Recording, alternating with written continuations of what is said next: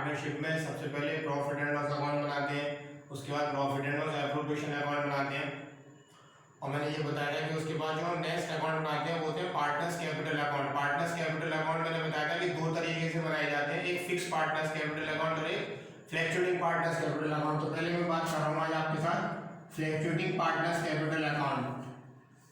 Fluctuating partners capital account, fluctuating partners capital account जो होते हैं हमारे वो होते हैं जो कैपिटल हमारी एवरी ईयर चेंज होती रहती है। मैंने ये बताया था कि पार्टनर्स कैपिटल अकाउंट से अगर कोई पार्टनर्स रेगुलर ट्रांजैक्शंस कर रहे हैं और उन्हें कैपिटल अकाउंट से में ही रिकॉर्ड कर रहे हैं तो वो हमारे capital account fluctuating capital account होते हैं। फ्लक्चुएटिंग कैपिटल अकाउंट वो अकाउंट होते हैं जो एवरी ईयर हमारे चेंज होते रहते हैं, हर साल उनमें चेंज होता रहेगा क्योंकि सारे लेन देन हम उससे कर रहे हैं।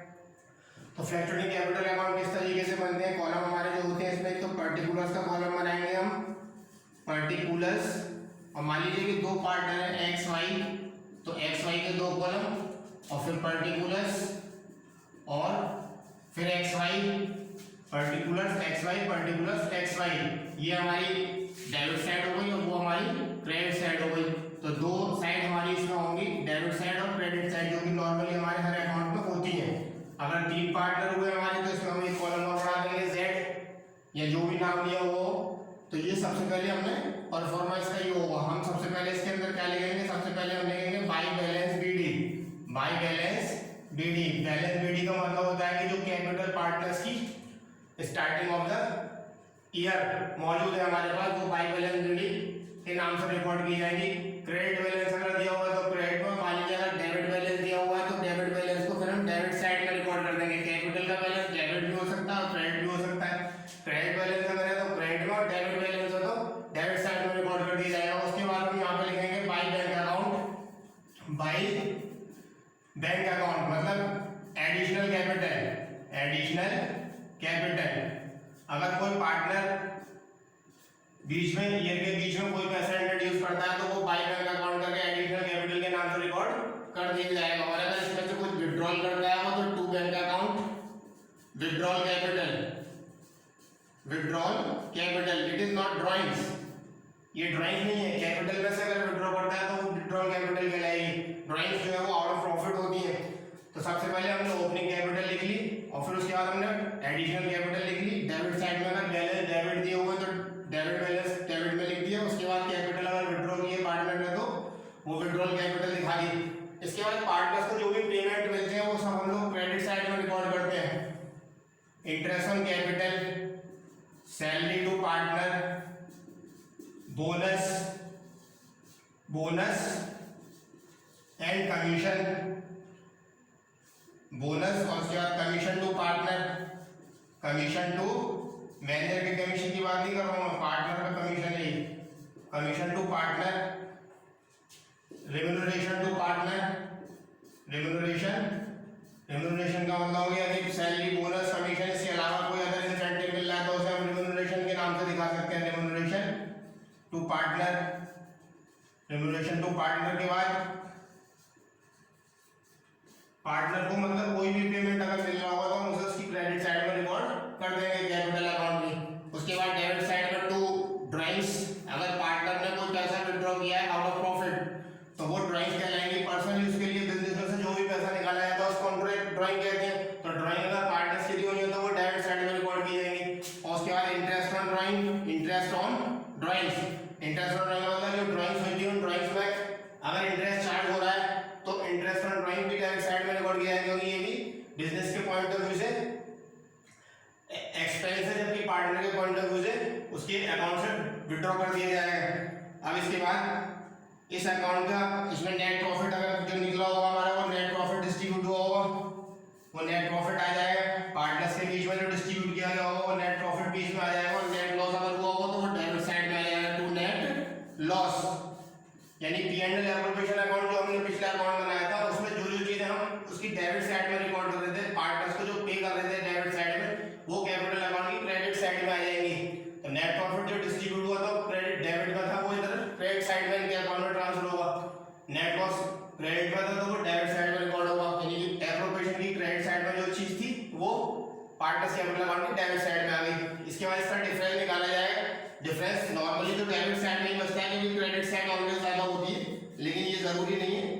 अगर क्रेडिट साइड ज्यादा रहोगे, डेबिट साइड ज्यादा होगी तो बाई बैलेंस सीडी उधर हो जाएगा। तो बैलेंस किया हमने, दोनों साइड को जोड़ के डिफरेंस निकाला, डेबिट में बचेगा तो to balance CD, to balance CD. और अगर बाई चांस डेबिट साइड ज्यादा है तो फिर हम उसे बाई बैलेंस सीडी के नाम से दिखा देंगे क्रेडिट साइड में।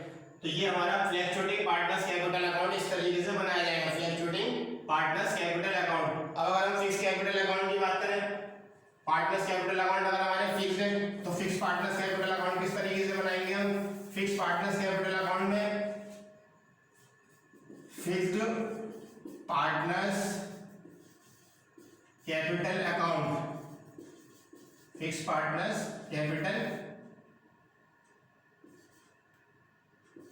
Account, fix partner capital account में सिर्फ एक डिफरेंस आना है। फिक्स कैपिटल अकाउंट होते कौन से, पहले हम ये अगर कहें तो फिक्स कैपिटल अकाउंट वो अकाउंट होते हैं जो ईयर के स्टार्टिंग में और ईयर के लास्ट में एक से रहते कैपिटल, यानी कि पार्टनर जो भी लेन देन कर रहे हैं, पार्टनर जितनी भी ट्रांजेक्शंस कर रहे हैं वो कैपिटल से नहीं कर रहे, बल्कि उसके लिए वो एक सेपरेट अकाउंट खोल के चल रहे हैं, करंट अकाउंट, यानी कि कैपिटल अकाउंट में कोई भी ट्रांजेक्शन रिकॉर्ड नहीं की जा रही है, कैपिटल अकाउंट में सिर्फ कैपिटल ही रिकॉर्ड की जाएगी। फिर फिक्स कैपिटल अगर है तो फिक्स कैपिटल के केस में सबसे पहले बैलेंस शीट लिख लेंगे हम इनके कैपिटल के, क्रेडिट बैलेंस है तो क्रेडिट और डेबिट बैलेंस है तो डेबिट।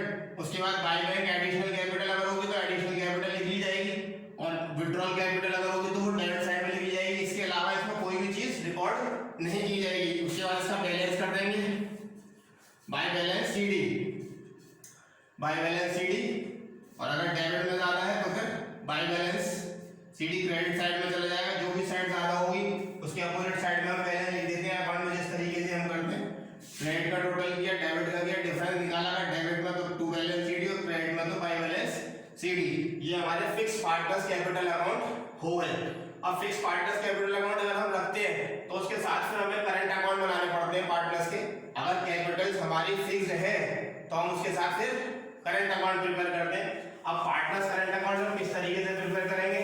पार्टनर्स करंट अकाउंट, यह हेडिंग डालेंगे हम पार्टनर्स करंट अकाउंट, और पार्टनर्स करंट अकाउंट ऑलमोस्ट उस तरीके से बनेंगे जैसे फ्लक्चुएटिंग कैपिटल अकाउंट हमने बनाए हैं, यानी कि वो सारी की सारी ट्रांजैक्शंस जो हम कैपिटल अकाउंट में लिख रहे थे फ्लक्चुएटिंग में, वो सारी की सारी ट्रांजैक्शंस हमारी पार्टनर्स करंट अकाउंट में आ जाएंगी। अब सबसे पहले पार्टनर्स करंट अकाउंट में हम लोग बैलेंस लिखेंगे, बाई बैलेंस बीडी या to balance BD. Current account का बैलेंस डेबिट भी दिया हुआ हो सकता है, क्रेडिट भी दिया हुआ हो सकता है।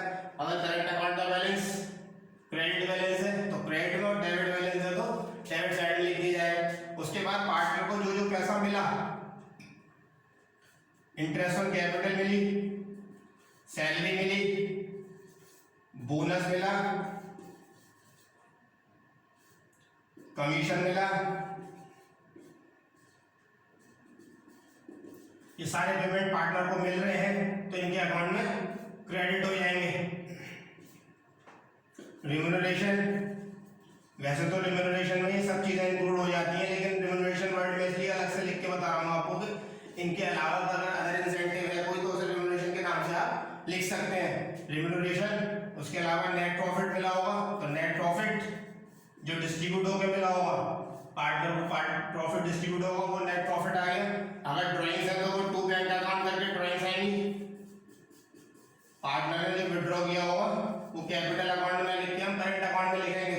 पर्सनल यूज के लिए जो पैसा उसने निकाला, इंटरेस्ट ऑन ड्राइंग, पार्टनर ने जो ड्राइंग्स की उस पर जो इंटरेस्ट चार्ज हो रही होगी वो interest on drawing debit side में रिकॉर्ड की जाएगी। उसके बाद इसका बैलेंस कर दिया जाएगा, that is current account. Current account जो चीज हम फिक्स फ्लक्चुएटिंग कैपिटल अकाउंट में लिख रहे थे वो सारी की सारी किस में आ गई है? करंट अकाउंट में आ गई, क्योंकि फिक्स कैपिटल में हमने कोई भी चीज रिकॉर्ड नहीं की, सिर्फ कैपिटल रिकॉर्ड की थी। तो वो बाकी की सारी चीजें हम लोग किस में रिकॉर्ड करेंगे? करंट अकाउंट में। सारी ट्रांजैक्शंस करंट अकाउंट से की जाएंगी इसके बाद, और फिर इसके बाद इसका बैलेंस कर देंगे बाई बैलेंस सीडी। अगर क्रेडिट साइड ज्यादा है तो डेबिट में बचेगा, और डेबिट साइड ज्यादा होगी तो क्रेडिट में बचेगा, टू बैलेंस सीडी। और अगर इधर बच रहा है तो बाई बैलेंस सीडी। ये हमारे पार्टनर्स करंट अकाउंट बन गए। पार्टनर्स करंट अकाउंट तो मैंने कैपिटल अकाउंट और करंट अकाउंट के बारे में बताया। पार्टनर्स कैपिटल अकाउंट हमारे दो तरीके के हो गए, एक फ्लैक्चुरेटिंग पार्टनर्स कैपिटल अकाउंट बनाते हैं अगर हम, तो उसमें सारी ट्रांजैक्शन उसी में रिकॉर्ड की जाएंगी। और फिक्स कैपिटल अकाउंट अगर हम बनाते हैं तो फिक्स कैपिटल अकाउंट के केस में हम लोग करंट अकाउंट भी बनाएंगे कैपिटल अकाउंट के साथ साथ। कैपिटल अकाउंट में सिर्फ कैपिटल लिखी जाएंगी और करंट अकाउंट में बाकी की सारी ट्रांजैक्शन रिकॉर्ड की जाएंगी पार्टनर्स की, ठीक है ना। ये हमने फिक्स कैपिटल अकाउंट और फ्लैक्चुरेटिंग कैपिटल अकाउंट और उसके करंट अकाउंट का फॉर्मेट किस तरीके से कौन सी चीजें हमें कहाँ रिकॉर्ड करनी है ये पढ़ लिया। अब इसमें हम लोग आगे जो डिस्कस करेंगे वो करेंगे कैलकुलेशंस का, कि इंटरेस्ट ऑन कैपिटल कैसे कैलकुलेट होगी, पार्टनर का कमीशन कैसे कैलकुलेट होगा, इंटरेस्ट ऑन ड्राइंग कैसे कैलकुलेट होगी। तो मैं ये सारी कैलकुलेशन जो है वो आपके साथ नेक्स्ट वीडियो में डिस्कस करूंगा। थैंक यू, मिलते हैं नेक्स्ट